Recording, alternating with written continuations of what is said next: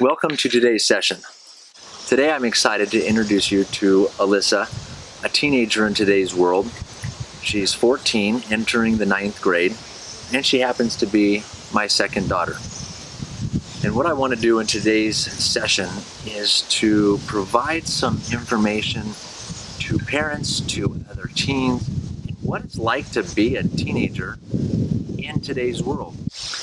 Alyssa, the first question I want to ask is, what do you think is one of the biggest challenges that teenagers face in today's world?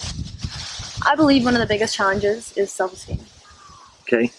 What about self-esteem is difficult as a teenager?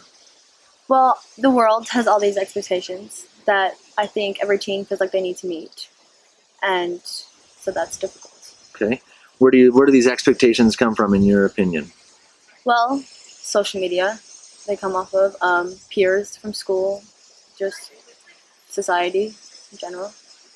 Do you think parents put any expectations on kids? For some things, they can, yeah. What would be some things that parents put expectations on kids for? I think the most is grades or sports, probably. So school performance, Yeah. both in academics and in sports. Do kids feel a lot of pressure from that in doing best, and if they don't, their parents will think less of them? Yes. Okay, that's a big thing. I think as parents, we got to understand that. We got to understand not to tie our feelings towards our children to their performance. That we will love them regardless if they're straight A students or they're top athletes. So that would be one thing I would encourage parents, is to really take a look at themselves and see how they're doing in that area. You mentioned social media.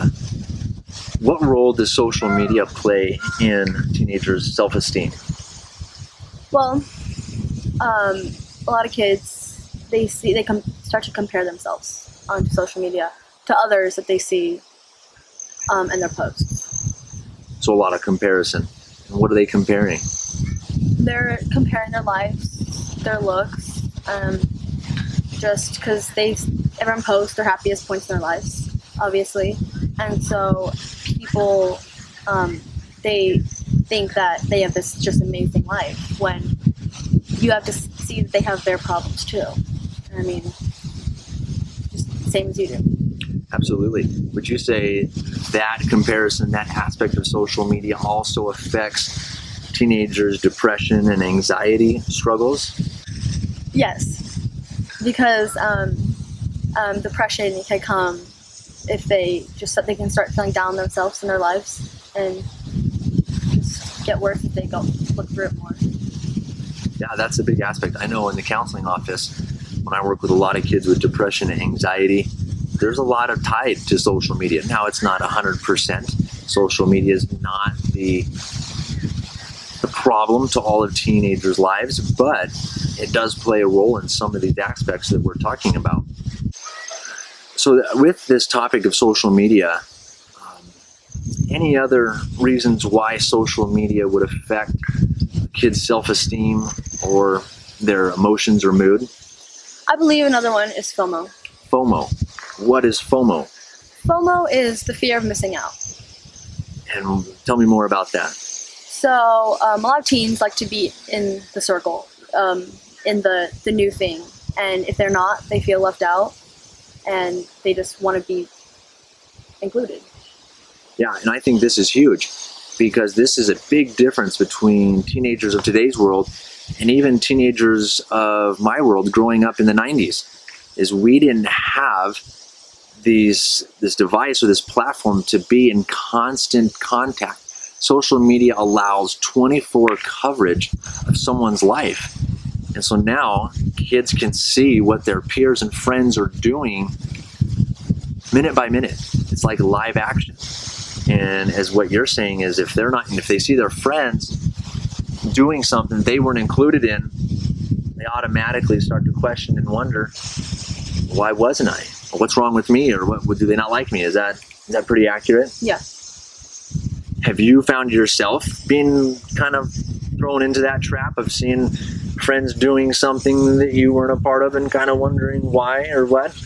Every now and then, yeah. it crosses my mind, but I don't let it bug me too much because just one time usually.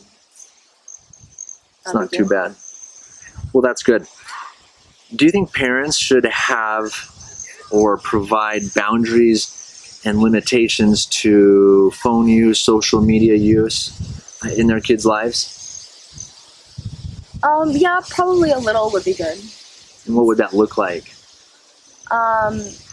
Like not too late, not 24/7 on social media, because I mean when it gets like later, it's prone to have more things could happen. Okay. What kind of things might happen later in the evening on social media that aren't good for kids? Well, you can have people asking for inappropriate pictures, and that's probably the biggest one. Okay, so you bring up a really big topic in today's world, which is this idea of sexting. Kids asking for inappropriate or basically pornographic pictures of their peers. Do you think this is a big thing that teens struggle with in today's world? Getting asked for inappropriate pictures? Yes, definitely. What percentage of girls would you say by the time they graduate high school have been asked for an inappropriate picture? I would say about 9 out of 10. Wow. So 9 out of 10 girls, according to Alyssa, will have been asked for an inappropriate picture by the time they graduate high school. And the reality is, I get this answer a lot. I ask these questions to a lot of my teenage clients, and that's a very common answer. They always say something over 90% will have been asked. How many girls do you think actually give in and provide something? Maybe 5 out of 10. Okay, so close to about 50% maybe. And that too is common. Out of all the teenagers I've asked, that's really common. Now this isn't research-based, but I think it's probably pretty accurate that almost all will have been asked, and about a half may actually give something inappropriate. And why do you think girls give into this request to give an inappropriate picture? Well, because sometimes they don't stop at no. You know, they try to find other ways where they can get what they want. And one of their biggest ones is with flattery. You know, they start giving all these compliments, you know, telling the girls like that they're beautiful. And it's nice to hear that, for sure. But when it's for that reason, it's not really, in my opinion. But. So a big thing is, again, that back to self-esteem.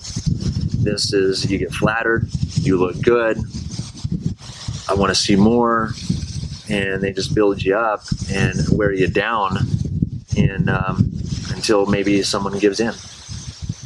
Can I ask you a personal question? Yeah. Have you ever been asked for an inappropriate picture? Yes, I have. And what was that like for you to be asked for these pictures of yourself?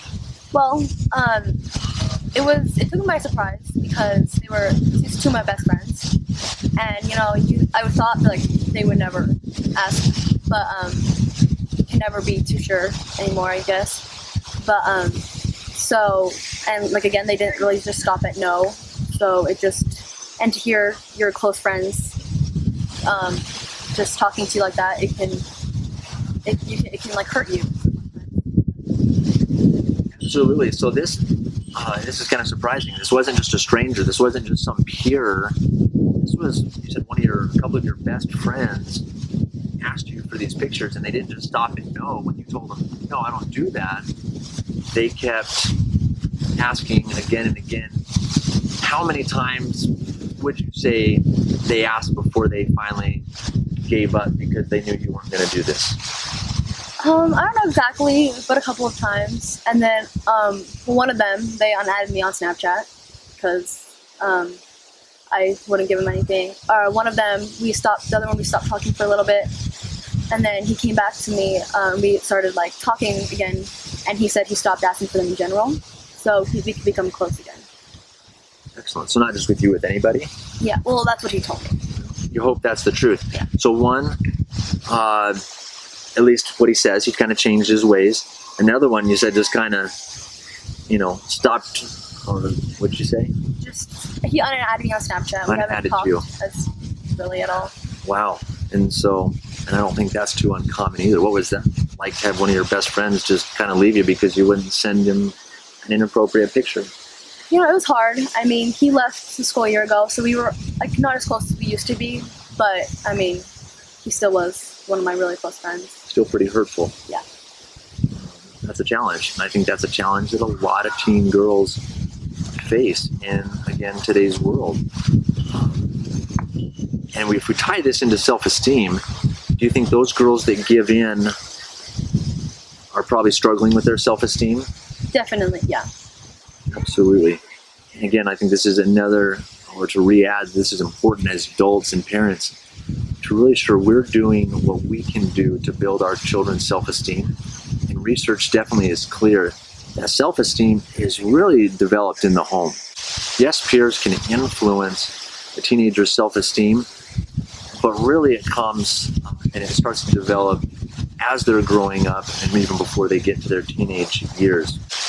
I appreciate your time, Alyssa. I think this has been a good discussion on understanding self-esteem and teenage life when it comes to social media, self-esteem, and all these different aspects. Thank you very much. No problem. I hope this was helpful. If it was, please subscribe to my channel and give it a thumbs up. And please share it with somebody who also might find it helpful.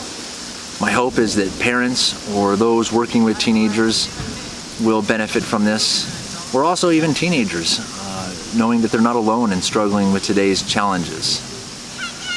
Until next time, make it a great day and make it a great week.